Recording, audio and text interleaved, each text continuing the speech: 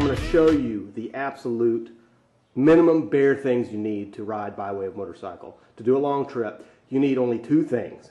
You need a by way of motorcycle sticker and a tub of Vegemite. That's it. That's all you need. That's the secret.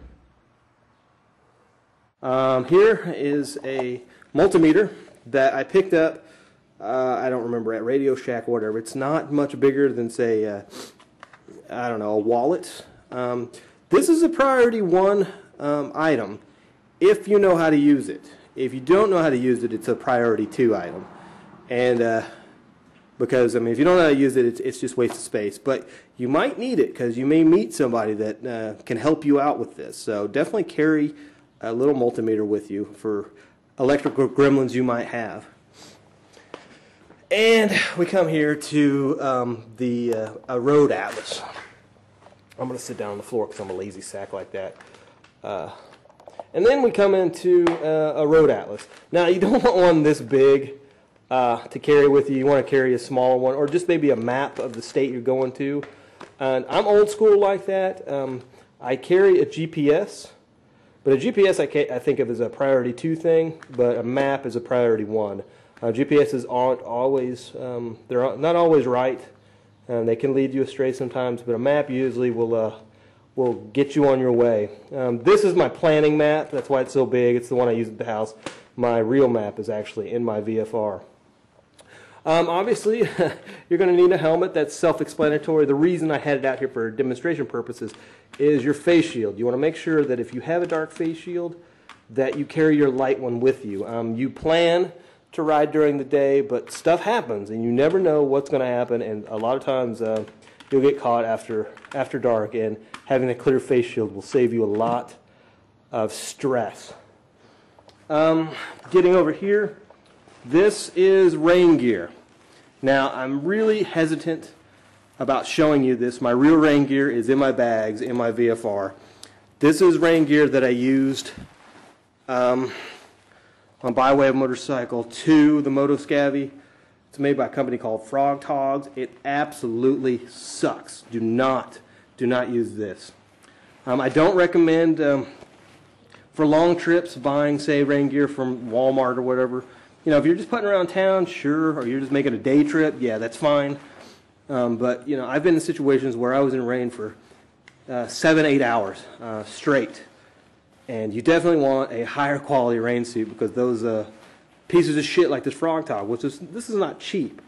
But this is built for like guys that are like outdoorsy, you know, fishermen or something, and they don't have to deal with the speed winds that we do as a motorcyclist. And going into the same rain theme, these are my Alpine Stars rain boots.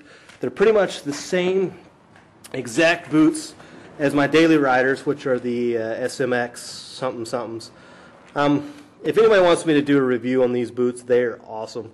By the way, a little sidestep, but I'll do that later. But these are pretty much the same boots, except they're Gore-Tex lined and they're waterproof. They don't have as much venting. I don't know, they're quite a bit hotter than, say, these are.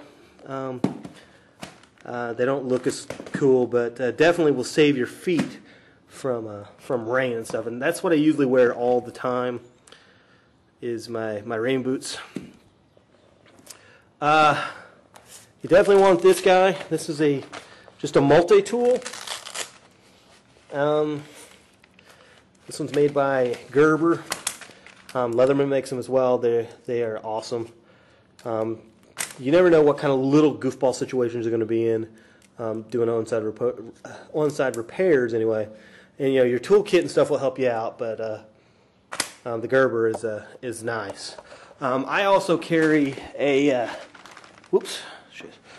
I also carry like a little pocket knife as well. You don't need this. I just usually carry this in my pocket for little quick things. You know, it's good to open up a package or something on the road, something that you need to buy or whatever. You don't need this because this guy does have blades on it, but it's one of those little tips. That's probably a priority 2 item. Another priority 1 item, absolutely, is a flashlight. This is a Surefire Aviator's flashlight. You do not need one this intense, but a little $8 mag light you can buy at Target or Walmart will totally do you good. And also carry extra batteries for this thing. Your light anyway. Ibuprofen. You want to put this in your kit that's readily accessible. You know, you want to put this in your tank bag. Ibuprofen's got not only is it a pain reliever, it's also got anti-inflammatory properties, which a lot of times, a lot of the pain and stuff you feel going down the road is because your muscles are swelling up and they're pushing against nerves. So I totally recommend taking ibuprofen as you go along. It'll help get you through the ride with a little less pain. A lot of people, it bothers their stomach, so you know, if you're one of those people, well then, you know, whatever. This is a pile of clothing, and I'm not going to talk about, you know, I'm not going to tell you how to pack your drawers. If you can't pack your drawers by yourself, then you don't have any business going on a ride. I'm just talking about a few specific items of clothing here. Generally, I pack one pair of socks per day I'm gone, one pair of underwear, and I usually alternate my jeans usually every 2 or 3 days. And, you know, one t-shirt, whatever. One of the good things about staying with a friend or in a hotel you know has laundry service, you can cut that in half and just wash on the road. One thing I'm here is these are bicycle shorts.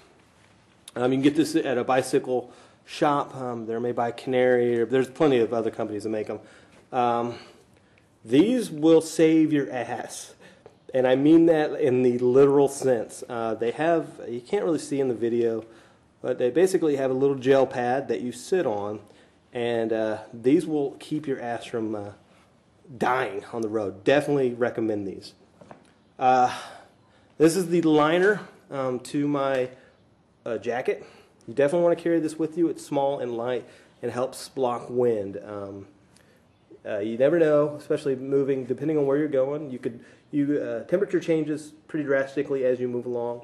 You know, rain and stuff will cause temperature changes, altitude, deserts, whatever. Definitely want to carry this liner. And for that, I also bring a like a North Face,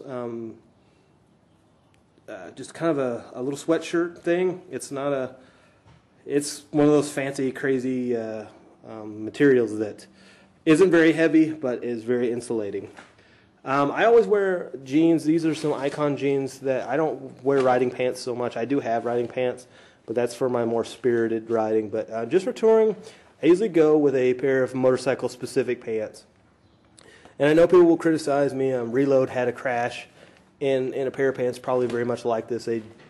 And as you can see, it just shredded. But that was one of those situations where it was where he landed, and it wasn't really the pants that failed on him. It's just he just got into a bad situation, you know. And it's one of those things where it just happens, you know. I've seen situations where helmets have cracked wide open, and you know, it's just dumb luck. So anyway, that's all priority 1 stuff. We're going to drag out the priority 2 stuff, and catch you in a bit.